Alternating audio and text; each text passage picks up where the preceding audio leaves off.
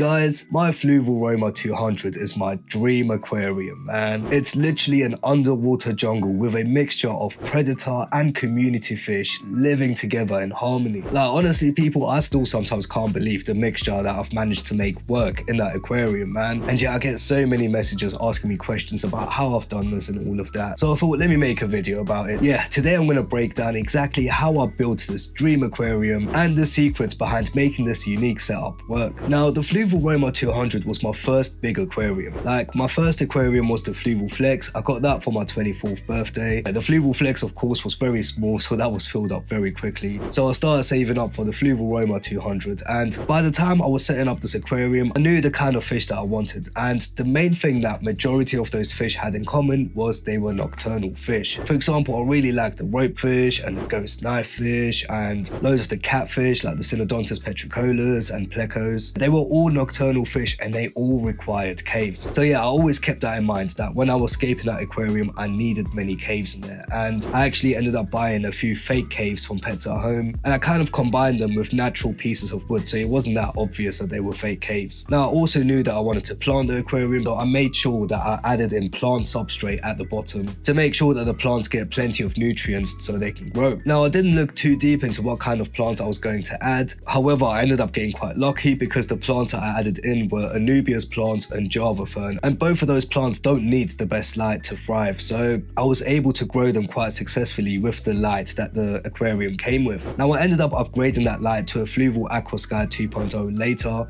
and that has significantly helped, like, with the plant health and everything, and it's probably a big reason of why this aquarium is a jungle right now. It's just because that light is so good. So yeah, I should definitely mention that. However, the light that it came with at the start, it was strong enough to grow the Java fern and the Anubias. Now, the plant ended up being really important as well because plants just create natural shade in the aquarium, and once again, because majority of the fish that I keep in there are nocturnal fish, they really enjoy that shade, and it actually encourages the fish to come out during the day. For example, when I got my jaguar catfish, I was told that I probably won't see them for the first month or two because they get really shy and only really come out at night. However, in my Roma 200, since I've added them, they literally come out all the time, and I'm pretty sure it's due to the amount of light that comes through the plants. It's just much less than you would have in a aquarium that doesn't have that many plants. Now, I also had the goal of keeping predator fish and community fish together. The predator fish being something like the rope fish, for example, or the African butterfly fish that are dwelling on the surface. And yeah, the best way to create this mixture is by having loads of plants in that aquarium, because all of these different plants create different hiding spots. And yeah, just having a heavily planted aquarium really seems to keep fish calm. But yeah, I know I'm going a little bit all over the place here, but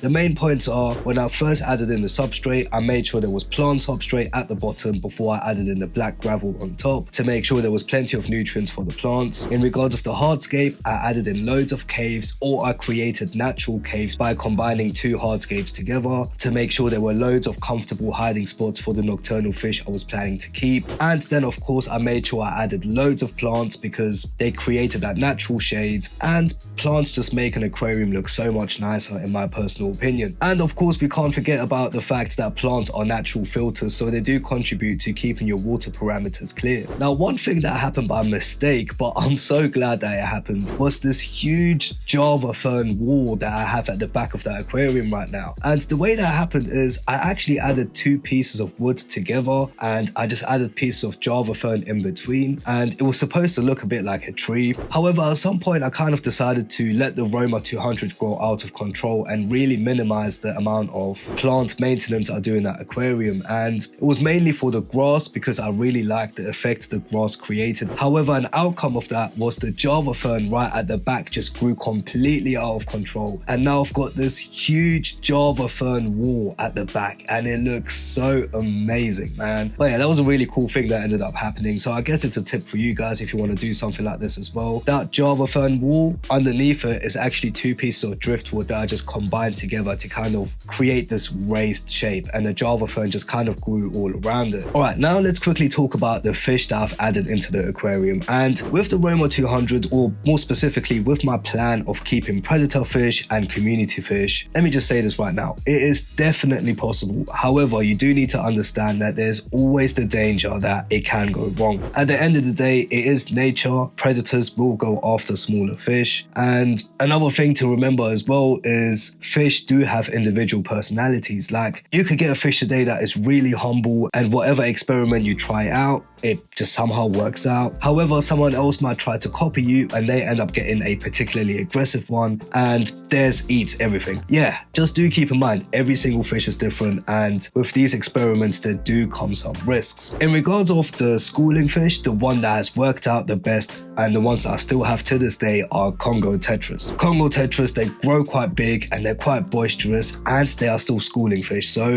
they are pretty much perfect for like this predator community hybrid aquarium setup. Now, I have also tried out some cardinal tetras and cherry barbs and things like that. However, unfortunately, they are a bit too small, and they did end up as snacks for fish like my ropefish or my moray eel, or even the dragon goby I had in there at one point. Now, one way I managed to keep these predator fish with these community fish is by introducing the predator fish as babies. For example, my ropefish Nagini, when I first got her, she was tiny, man. That was actually before I started this YouTube channel, so I don't actually have any footage of her as a baby, but she was really small and she couldn't really go after any of the fish, and she grew up alongside all of these fish, and I believe that's why she's not really that aggressive towards smaller fish. Like, I've got Corridoras in that aquarium and she gets along with them fine. Now, I've done the same thing with my moray eel. My moray eel was also tiny when I first got her, and yeah, I believe because she grew up alongside other fish and she just grew up in a community setting, I believe this is why she's so humble now and gets along with all of my other fish as well, and this is why I've been able to keep her in a community setting. Yeah, in my personal opinion, I think it's down to them growing up alongside those community fish. So yeah, if you're trying to have a community hybrid aquarium, it looks like your best chances of making these fish work with community fish is by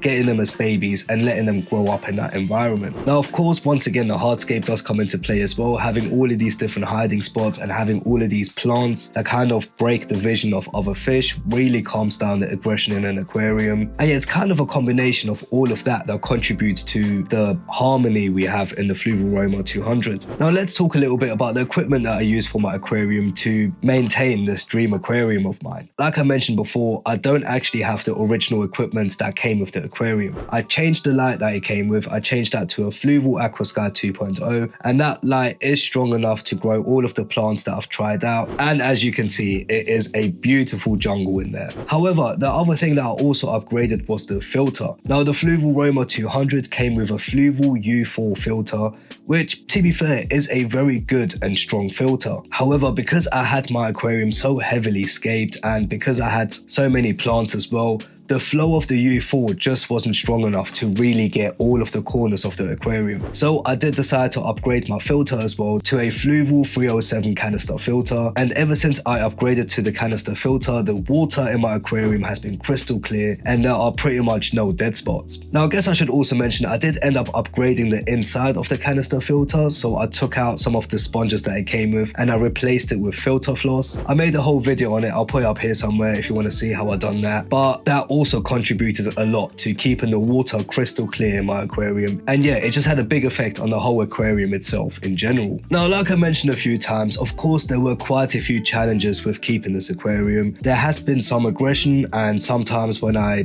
tried out smaller fish, they of course ended up as snacks to some of my other fish. For example, with my African butterfly fish, like, I knew they are quite aggressive in that, but they did leave all the other fish alone because they swim in the middle column and everything. And yeah, I thought I'll be alright by adding in some Celebi half-beaks, which are these small fish that look like mini barracudas. Yeah, I just thought they'll be fine, together, and that they'll kind of share the surface. There was enough space in that. And yeah, guys, I can tell you right now, I was wrong. The butterfly fish just ended up eating all of them, and yeah, that was a complete fail. And yeah, there've been a few occasions like that where I got a new fish, I got really excited, I added them into the aquarium, and then after a few days, they would just end up vanishing because of some of the other fish that I have in that aquarium. So this is me being completely transparent, guys. Like, having a mixture of predator and community fish does have its drawbacks, and one of them is sometimes you're going to try adding a new fish and they'll just end up as a snack. But yeah, let's go upstairs and take a closer look at the Roma 200. Right, here we are at the Roma 200. Oh, it's looking amazing, man. Here's my snakehead saying hello. Now, the caves are quite well hidden. I mean, it's mainly down to the plants hiding the caves and that, but there's actually one cave right there. Then there's another entrance to another cave right here, and the exit of that cave is like there somewhere. Then there's another cave right here. Might be able to see the entrance there, and there's the exit there. There are some natural caves as well, like this one here. But yeah, there are loads of caves in this aquarium. You just can't really see them because of the plants. But it is a big reason of why all of these fish are comfortable. It's because they all have their own little territories and hiding spots. Now, as I mentioned before as well, the plants themselves just create a natural shade. And this is why we've got things like the ropefish, who just comes out during the day.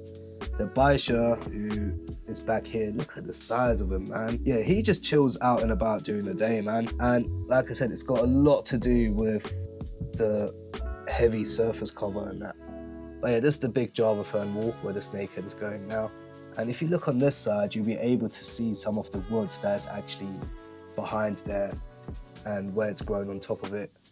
And yeah, this just happened by accident, man. I just kind of let the Java fern grow out of control and it ended up turning into this, and it looks amazing. And we've got another really big bunch here, which is kind of hiding the other cave entrance right there. And then of course we've got loads of these plants as well. And look, this is what I mean, man. Like, ropefish are usually nocturnal fish, but look, Nagini is out and she feels comfortable due to the shade of the plants. But yeah, I absolutely love this aquarium, man. Now the grass itself, like I said, it makes the aquarium look so full, but at the same time, it doesn't actually take up that much space. There's plenty of space, as you can see with this ropefish, this being a nice model for us. There's plenty of space for them to swim about. They just navigate through the grass and it doesn't actually bother them in regards of swimming space. So this is why I highly recommend having this jungle valve or grass if you want to have like a heavily planted aquarium, because yeah, it gives you that heavily planted look, but at the same time, it doesn't actually affect the aquarium itself too much. I probably will give the grass a little trim soon, but I just want to enjoy this jungle look for a few more days, man. It is so nice. And guys, I'll be honest, you can literally sit in front of this aquarium for hours and just get lost, man.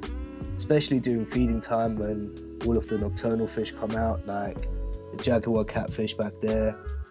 The other one's hiding spot is behind this bunch of Java ferns, so you can't really see him until we feed the tank. Oh, I guess one thing I should mention for anyone who specifically has the Roma 200 and wants to upgrade to a canister filter. With the Roma 240, the canister filter outputs can come out through the bottom and you can have them like coming out and that.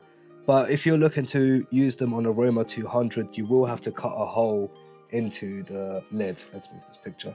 Look, the reason I got that picture there is to hide this. So the tubes come in like that, and then I've used some sponge to close off the gap because, you know, the fish can escape through there. Yeah, just keep that in mind. Got the canister filter inside here. That's working great. And yeah, the canister filter definitely has a big impact on the water clarity. So this crystal clear water that you're seeing right now, that is mainly due to the canister filter and the filter floss. However, the plants also hold a lot of the dirt. Like, they are natural filters in regards of cleaning the water, but also catching a lot of the debris. Now, if I was to start shaking this Java fern about, I can guarantee you there'll be a lot of dirt that comes out. But yeah, quick recap. The most important things, I guess, was the good lighting that allows these plants to grow, the good filter that keeps the water nice and clear, and then the amount of hiding spots in caves that just gives enough hiding spots for all of these fish. And look, did you just see that? Did you just see the snakehead and the ropefish saying hello to each other? This is what I mean. Like, they all live in perfect harmony. Like, there is no aggression at all. Literally no aggression at all. Don't get me wrong, if I was to add some cardinal tetras in here, they will probably get eaten. But with all of these fish who are all similar sized, there is literally no aggression and they all get along great. Alright guys, this is how I built my dream aquarium, and I was thinking I'll probably do a video like this for every single one of my aquariums. So yeah, make sure you like and subscribe so you don't miss out on those videos, and if you want to see an update on my snakeheads, then click right here.